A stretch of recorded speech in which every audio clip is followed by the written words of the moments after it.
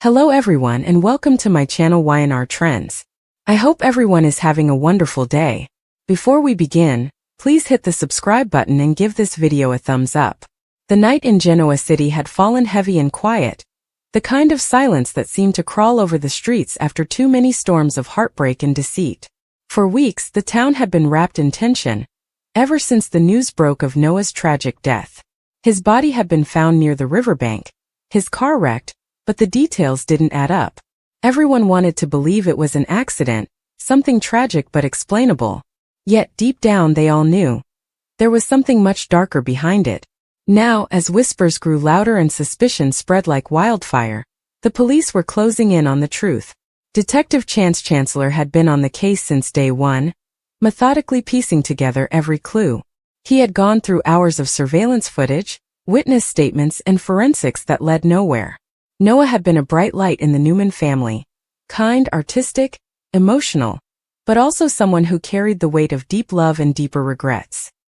His death had shaken everyone, especially his family.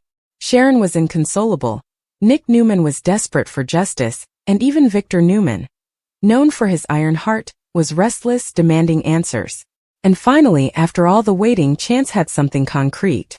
A piece of evidence that would change everything, a video.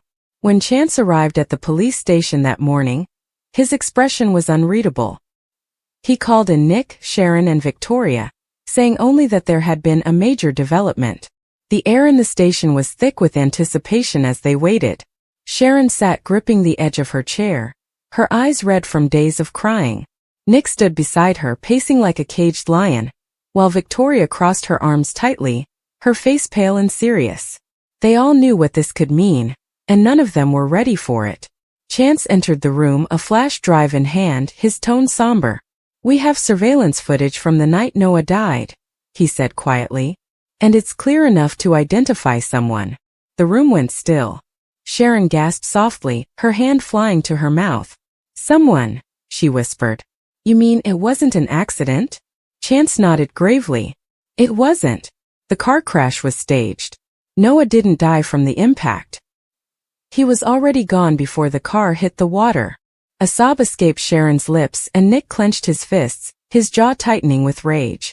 Victoria's eyes filled with tears, but she forced herself to stay strong, whispering, "Show us, Chance. We need to see it." As the screen flickered on, the footage showed the dim outline of a figure near the riverbank. The timestamp placed it just minutes before Noah's car went into the water. The person was wearing a hood, their movements slow, calculated. Noah's car headlights briefly illuminated the area, revealing his face for a fleeting moment. He looked tense, upset, as if arguing with someone. Then the argument turned violent. The two struggled and Noah fell. The hooded figure bent over him, and then the video glitched. Seconds later, the person's face turned toward the camera. Just for a second, but enough. Sharon screamed. Nick froze. Victoria gasped. Because the face on the screen wasn't a stranger. It was someone they all knew. The image was unmistakable. Kyle Abbott. Nick's voice broke the silence first, filled with disbelief. No way. That's impossible. Kyle would never. He and Noah were friends." Sharon shook her head in horror, whispering, "Friends don't do this." Victoria couldn't speak. The entire Newman family had clashed with the Abbotts for generations. But this was something no one had ever imagined. Chance paused the video, letting them absorb it. The footage came from a private security camera near the bridge. "We verified the timestamp, the lighting, everything. It matches the night of Noah's death." Sharon broke down crying, whispering Noah's name over and over. Nick turned to Chance, his voice low but trembling with rage. "I want him arrested. Right now." Chance hesitated, his professionalism keeping him grounded. "We can't yet. The footage gives us cause, but we need corroborating evidence before we move forward with an arrest. Kyle could have been there for another reason. We don't know what happened between them before the fight." Nick slammed his fist against the wall. "You saw the same thing we did. He was there when Noah died." Meanwhile, word began to spread through Genoa City faster than anyone could contain it. Rumors of a suspect leaked from the station, and soon, everyone at Society in Crimson Lights was whispering. Abby overheard two officers talking and called Devon immediately. They found something, she said breathlessly. Something big. Devon frowned. About Noah? What did they find? Abby hesitated, torn between loyalty to her family and the truth. Video evidence. And Devon, they said it shows Kyle. Kyle Abbott, oblivious at first, was at Jabot reviewing product reports when Summer walked in, pale as a ghost. Kyle, she said, her voice shaking, you need to sit down. He looked up, instantly sensing something was wrong. Summer, what happened? Tears filled her eyes. The police have a video from the night Noah died. They say it shows you there. Kyle stood abruptly, his face draining of color. What? That's insane. I wasn't anywhere near the river that night. Summer grabbed his arm, desperate. Then you have to tell them that. You have to prove it. But the fear in her eyes told him she wasn't entirely sure she believed it herself. Moments later, Kyle's phone began ringing nonstop. Jack, Phyllis, even Billy. The entire Abbott family was spiraling into crisis. Jack rushed into the office, demanding answers. Kyle, tell me this isn't true. Tell me you didn't have anything to do with Noah Newman's death. Kyle's voice cracked as he spoke. Dad, I swear I didn't. I didn't hurt Noah. I barely even saw him that week. Jack rubbed his forehead, disbelief etched into his features. Then how do you explain the footage, son? Back at the police station, Chance was already compiling a full report to send to the DA's office. He couldn't ignore what he saw. Kyle's face was clear in the video, but something about it still felt off. The timing, the angle, the glitch. It was possible the footage had been tampered with. He decided to hold off on issuing a warrant until they analyzed the metadata. Meanwhile, Nick refused to wait. He stormed into the Grand Phoenix, where he found Phyllis at the bar. Where's your daughter? He barked. Phyllis turned, her expression wary. Nick, calm down. What's going on? His eyes burned with fury. Your daughter's husband murdered my son. Phyllis froze, the color draining from her face. What did you just say? Nick's voice rose. There's video evidence, Phyllis. The police have it. Kyle killed Noah. Phyllis staggered back, shaking her head. No, that's not possible. Kyle would never. But before she could finish, Sharon walked in, her face streaked with tears. He did, Sharon whispered. I saw it with my own eyes. The confrontation exploded from there, drawing a crowd of shocked onlookers. As chaos rippled through Genoa City, Kyle was summoned to the station for questioning. The tension in the room was suffocating as Chance played the video for him. Kyle watched in horror as the scene unfolded. That's not me, he said, voice trembling. It looks like me, but it's not. Chance leaned forward. Then tell me where you were that night. Kyle hesitated. I can't remember exactly. I was out driving. I needed to clear my head after that argument with Summer. Chance raised an eyebrow. So you were alone with no alibi? Kyle's silence was all the answer he needed. Outside the station, reporters were already gathering. The Newman family's grief had become public spectacle, and now the Abbott name was being dragged through the mud. Jack released a statement denying any involvement, insisting on Kyle's innocence, but privately he was terrified. He had seen the video too. It looked just like Kyle, same build, same movements. Could his son really have done it in a moment of rage? Meanwhile, Summer confronted Sharon in tears, begging her to believe Kyle was innocent. Sharon's response was ice cold. Your husband killed my son, Summer. I will never forgive him. Summer broke down, sobbing that it wasn't true, that someone must have set him up. And as the investigation deepened, a new twist emerged. Chance received a call from the tech team. They had analyzed the footage. The file metadata showed signs of tampering. Parts of the video had been spliced together from multiple sources. Someone had edited it. Chance immediately began re-examining the case. If the footage was fake, then who had the motive and resources to frame Kyle Abbott? He thought of all the people who stood to gain from a Newman-Abbott war. Adam Newman's name came up almost instantly. Adam had been unusually quiet lately, staying out of the chaos, but that silence now felt strategic. When Chance confronted him, Adam smirked slightly, denying everything. Why would I need to frame anyone? He said coolly. But if someone did tamper with the footage, that's a hell of a story, isn't it? The revelation spread fast. Maybe Kyle wasn't the killer after all. The Newman family was thrown into confusion once more, torn between relief and frustration. If not Kyle, then who? Then came the breakthrough Chance didn't expect. A fisherman came forward, saying he'd seen another person near the river that night. A woman. She was arguing with Noah, wearing a long coat and a scarf. When he described her, Chance's stomach dropped. The description matched Audra Charles. When the police brought Audra in for questioning, she maintained her composure. But under pressure, cracks began to show. "I didn't mean for it to happen," she blurted out after hours of interrogation. "It was an accident." Chance leaned in. "You were there when Noah died?" Tears welled in her eyes. "He found out what I did. He threatened to tell everyone. We argued. He tried to leave and I tried to stop him. He fell. I panicked. I didn't mean to hurt him." The truth unraveled painfully from there. Audra confessed that she had been involved in a scheme tied to Newman Media, and Noah had discovered the truth. In the struggle, he hit his head on a rock and died instantly.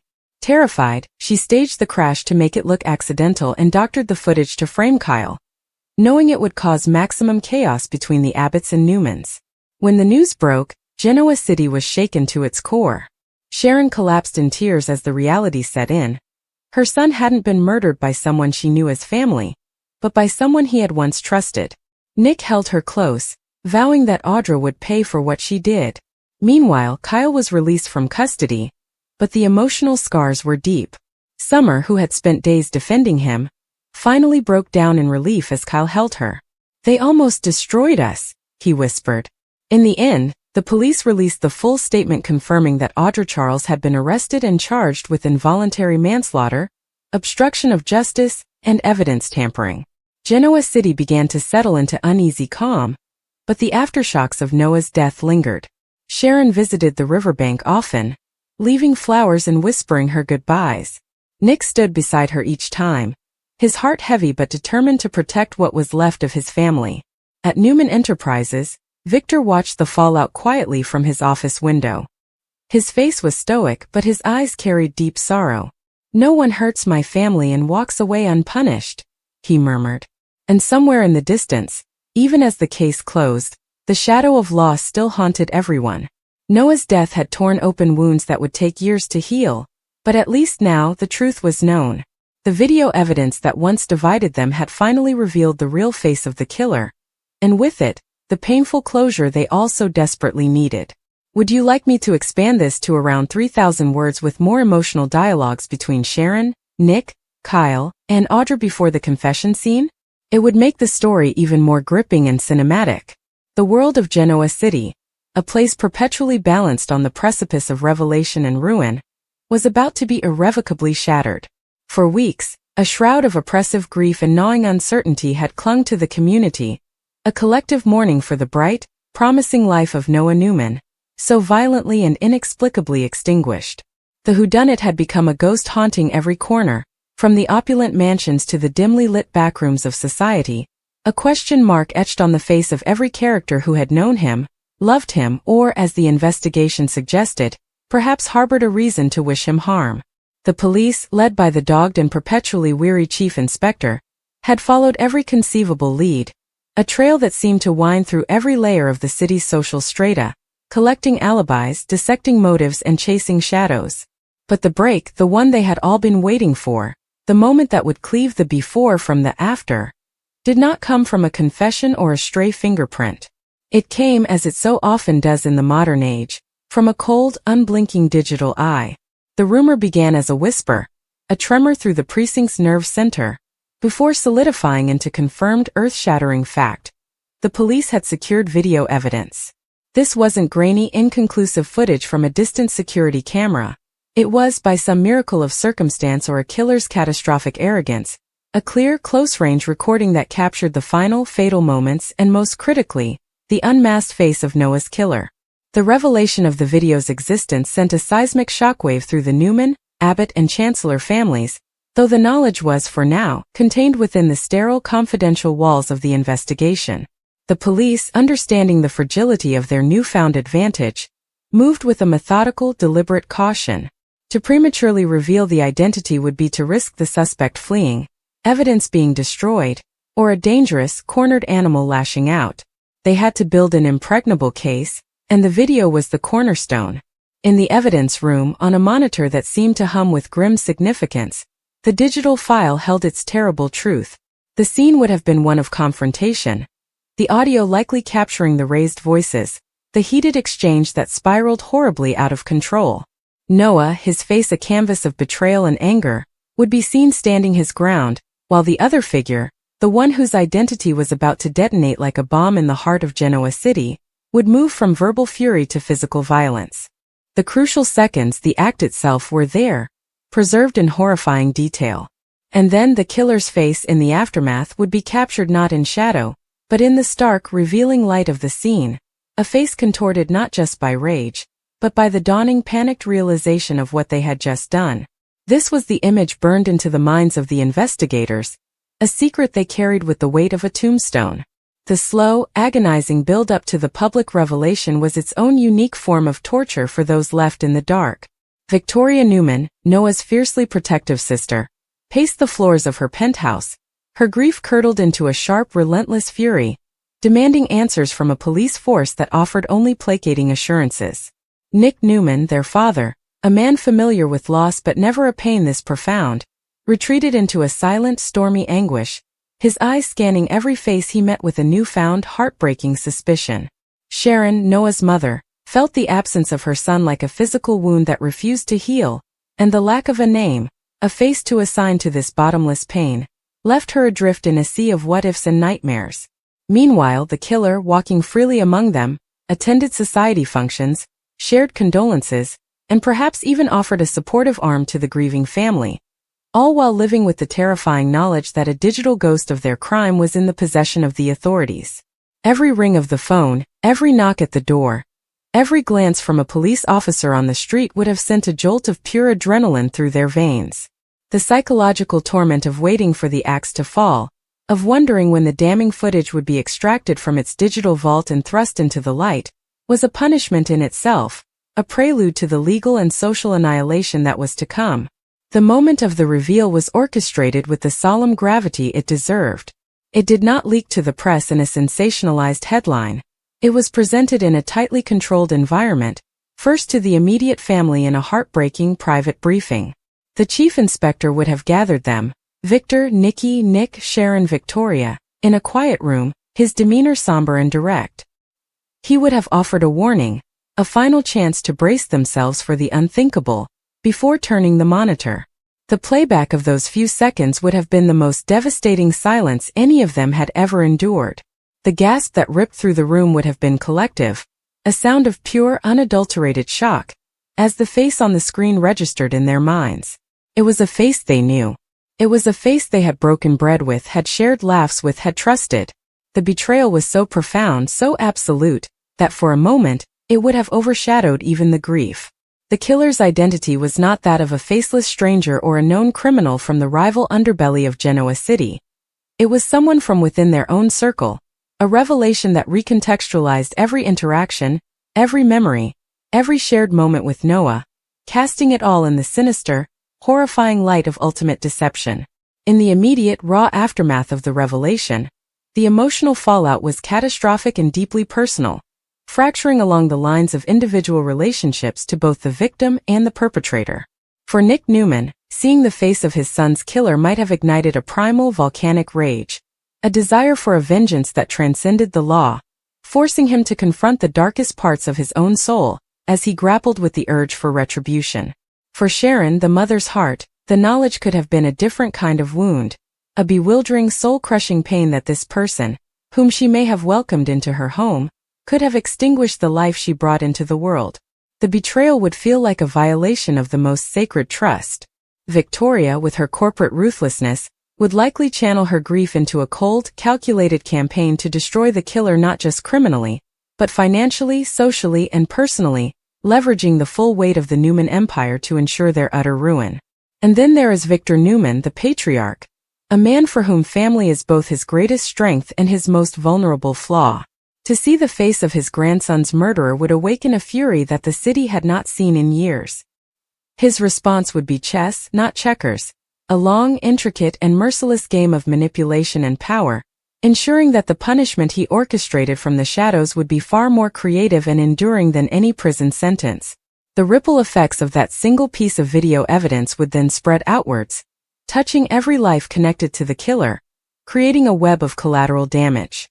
The killer's own family, if they had one, would be thrust into a maelstrom of shame, disbelief, and social exile, forced to confront the horrifying reality that the person they loved was capable of such an act.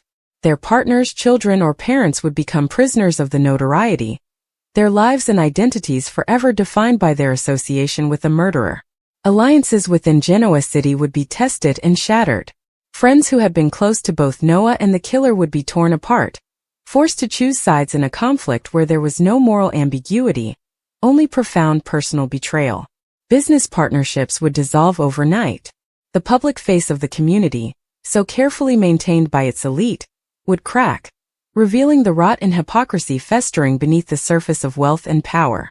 The video evidence, in revealing the killer's face, did more than just solve a crime. It held up a mirror to the entire community, forcing everyone to question how well they truly knew the people they called friends, lovers, and family. It exposed the fragile veneer of civility and the dangerous passions that simmered just beneath, proving that in Genoa City, the greatest monsters were not the ones who lurked in alleyways, but the ones who sat across from you at the dinner table, their smiles hiding a deadly secret. Ultimately, the possession of the video evidence by the police marks not an end, but a volatile and complex new beginning for the narrative.